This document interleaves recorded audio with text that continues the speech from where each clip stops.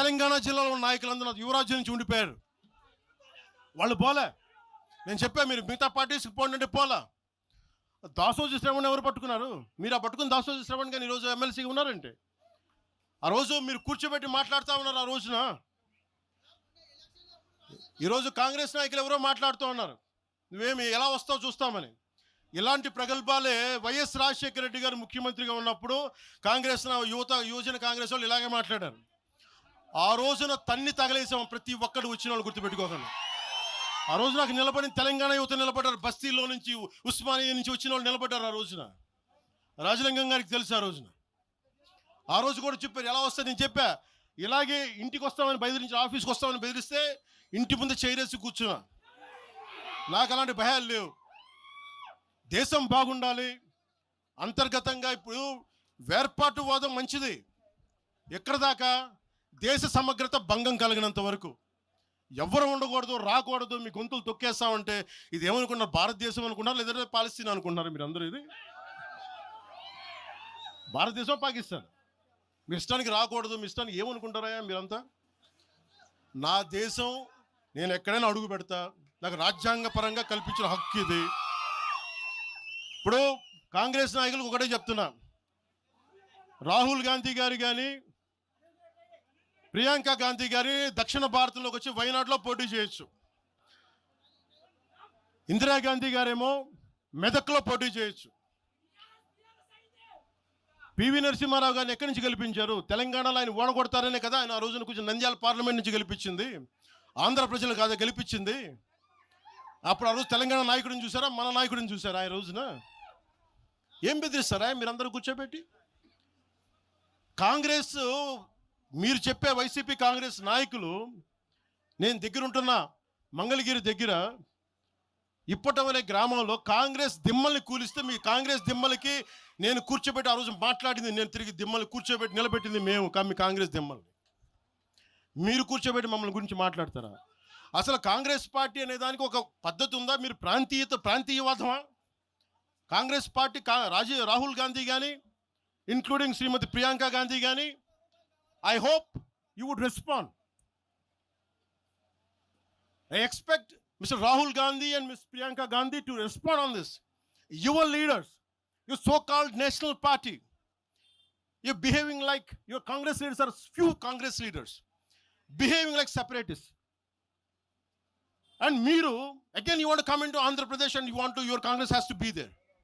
You wanted to be there. What a contradiction. What a hypocrisy. ఏమి hypocrisy మీకు? ఎక్కడికి పోతాం? ఈ లెక్కలు అయితే అసలు భారతదేశంలో ఎవడైనా ప్రతి రాష్ట్రానికి వెళ్ళిన పాస్పోర్ట్లు తీసుకొని పోవాలా? ఎక్కడికి పోతున్నారు అందరూ కూర్చోబెట్టి? ఏం మాట్లాడతారు అంతా? మేధావులందరూ కూర్చొని పాసం యాదగిరి గారు ఉన్నారు. ఆయనంటే నాకు చాలా ఇష్టం, నాకు ఆయనంటే గౌరవం. ఆయనంటే ఇదే ఇంట్లో ఆయన కూర్చోబెట్టి ఒక 2-3 గంటలు మాట్లాడాను ఆయనతోటి, పాసం యాదగిరి గారితో. ఆయన వల్లే, ఆయన మాటల్లోనే వచ్చింది మాకు దామోదరం సంజీవయ్య గారి గురించి. దామోదరం సంజీవయ్య గారి గురించి మొదట దళిత ముఖ్యమంత్రి ఉమ్మడి ఆంధ్రప్రదేశ్, ఆయన గురించి మాట్లాడింది పాసం యాదగిరి గారి మాటల్లో మేము వస్తే దాని గురించి మాట్లాడాం. అలాంటి నేను గౌరవం చూపించే వ్యక్తి కూడా నన్ను తిడతా ఉంటే చాలా బాధ అనిపిస్తుంది. ఎటుపోతాం మేము? దేశం విడిచి పారిపోలేం కదా. నా నేల విడిచి ఈ నది, గోదావరి నది, కృష్ణా నది ఈ నేలను విడిచి పారిపోద్దా? పవన్ కళ్యాణ్ ఈ నేల విడిచి పారిపోతాడా? ఎక్కడికి పారిపోతాం మేము? ఎక్కడికి పారిపోం. ప్రజల మధ్య వైషమ్యాలు పెట్టకండి. తప్పు చేసిన నాయకులను చీల్చి చెండాడిన సంతోషం నేను కూడా మీతో గొంతు కలుగుతా. అంతేగాని కూర్చోబెట్టి కష్టపడి ఉద్యోగం కోసం, ఉపాధి కోసం వచ్చిన వాళ్ళకి దయచేసి భయపెట్టకండి. మేము ట్యాక్సులు కడతాం, దేశాన్ని ప్రేమిస్తాం, సమాజానికి అవసరమైతే మేము నిలబడతాం, ఎక్కడికి పారిపోలా. అలాంటిది కూర్చోబెట్టి బెదిరిస్తూ ఉంటే ఎంతకాలం బెదురుతాం? మీరు భయపెట్టే కొద్దీ గుండె గట్టి పడద్దు తప్ప భయపడదు, గుర్తుపెట్టుకోండి.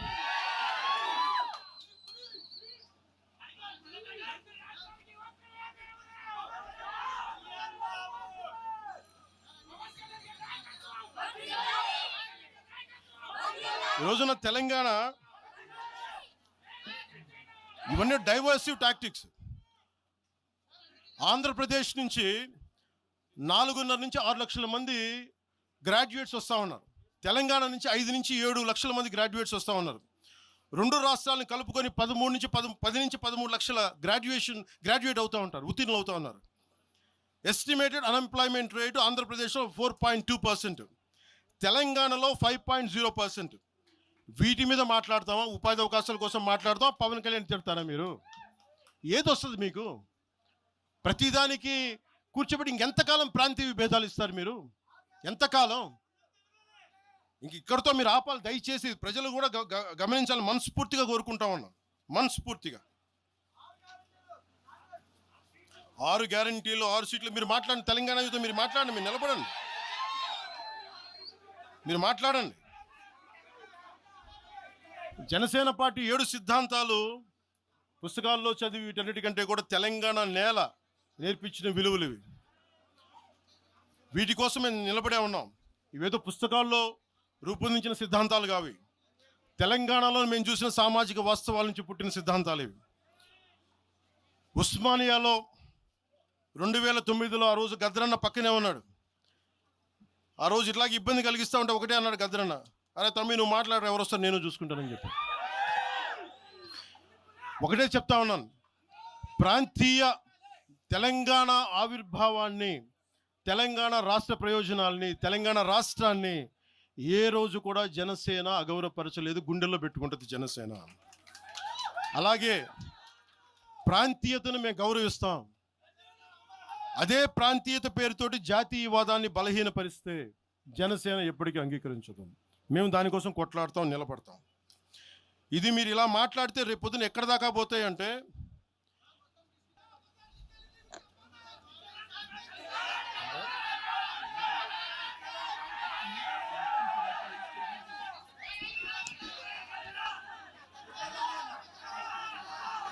తెలంగాణ అంతా తిరగాలనా?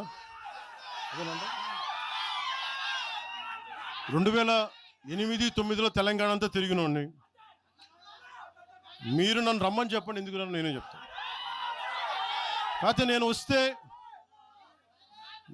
నాకు భయాలు లేవు, గొడవలు పెట్టడానికైతే నేను రాను, సమస్యలు పోరాటానికి అయితే నేను వస్తాను.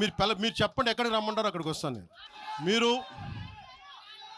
ఈ రోజున తెలంగాణకి సంబంధించి ఈ నాయకులు మాట్లాడే విధానంగా చూస్తే ఆంధ్రప్రదేశ్లో ఉన్న తెలంగాణ ఐఏఎస్లు కానీ, ఐపీఎస్లు కానీ, ప్రజలు కానీ, తాడేపల్లిగూడెంలో ఈ మధ్యన తెలంగాణ డ్రైవర్లు పాపం ఇబ్బంది పడతా ఉంటే జనసేన ఎమ్మెల్యేని కూర్చోబెట్టి అందరికీ ఆదుకున్నారు ఆయన. మీరు ఇలాంటి ప్రాంతీయతల మీద కనుక తీసుకొస్తే భారతదేశం సుస్థిరత చాలా దెబ్బతింటుంది.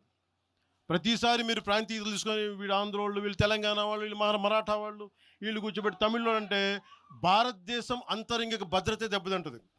మీరు ఇలాంటి మాటలు మాట్లాడితే భారతదేశం ఉగ్రవాదం కంటే కూడా ఇది చాలా డేంజరస్. కూర్చోబెట్టి ఎక్కడ దాకా మాట్లాడాలి ప్రాంతీయత గురించి చాలా చాలా జాగ్రత్తగా ఉండాలి. ఇలాగే మీరు కూర్చోబెట్టి మాట్లాడితే మటుకు ఆఫీసర్లు ఎవరు పనిచేయలేరు. ఇక్కడున్న జర్నలిస్టులు అడగండి, ఒక్కొక్కళ్ళు ఏ ప్రాంతాల నుంచి వచ్చారు, ఎంతమంది ఆంధ్ర వాళ్ళు, ఎంతమంది తెలుగు వాళ్ళు, ఎంతమంది పత్రికాధిపతులు ఆంధ్ర వాళ్ళు, ఎంతమంది పత్రికాధిపతులు తెలంగాణ వాళ్ళు, ఎంతమంది పత్రికాధిపతులు వేరే రాష్ట్రాల నుంచి వచ్చారు. మీరు మాట్లాడిన ఒకసారి. ఇలా మాట్లాడాలంటే ప్రతిదీ మాట్లాడతాం, కానీ ఎటు వెళ్తుంది దేశం? ఎంతకాలం భయపడతారు?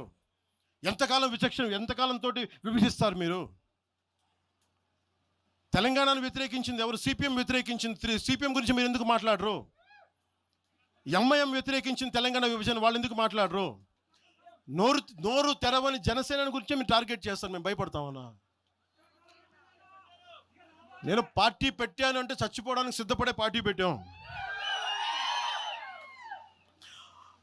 ఒక కాంగ్రెస్ నాయకుడు ఐ లవ్ పాకిస్తాన్ డిబేట్లో మాట్లాడే ఒక కాంగ్రెస్ నాయకుడు ఈరోజు మీడియా ముందుకు తీసుకొచ్చి పవన్ కళ్యాణ్ ప్రెస్ మీట్ పెడితే పీస్ అండ్ హార్మనీ దెబ్బతింటుందని కామెంట్ చేస్తూ ఉన్నారు. మనల్ని ఎవరు ఆపేది? అంటే వీళ్ళందరికీ ఐ లవ్ పాకిస్తాన్ అంటే వీళ్ళకి అసలు లోపటి నుంచి మొత్తం కదులుతూ ఉంటాయి అందరికీ. అంటే ప్రెస్ మీట్ పెడితే పీస్ అండ్ హార్మనీ, మీరు ఐ లవ్ పాకిస్తాన్ అంటే it's okay. When I want do press addressing, then it's an issue for you, law and order issue. అది పెహల్గామ్లో ఇంతమంది ఉగ్రవాదులు చంపేస్తే ఈ సోకాల్ కాంగ్రెస్ నాయకుడు ఎందుకయ్యా మాట్లాడలా? ఎందుకు మీరు నోరు మెదపలా? ఇప్పుడు కూర్చోబెట్టి మీకు ఐ లవ్ పాకిస్తాన్ వస్తుందా మీకు? ఆంధ్రాని ద్వేషించండి, ఆంధ్రావాణి ద్వేషించండి, జనసేనని ద్వేషించండి, అక్కడెక్కడో దూరంగా బాంబులు పెట్టే పాకిస్తాన్ కూడా మీరు ప్రేమించండి. అది కాంగ్రెస్ నాయకులు చేసేదా? ఎక్కడ ఎక్కడ ఎక్కడ మాట్లాడతారు? ఎక్కడ ఆపుతారు? ఇది విభజన స్టార్ట్ అయితే ఒకసారి మెంటల్గా స్టార్ట్ అయితే ఎక్కడ ఆగుద్ది? ఇది ఎట్టుపోద్ది? తిరిగి గడియల పాలన పట్టుకొస్తారా మళ్ళీ మీరు? తిరిగి దొర మీ కాలు ముక్తాను దొర అని చెప్పాలా? మళ్ళీ అలాంటి పాలన పట్టుకొస్తారా మీరు?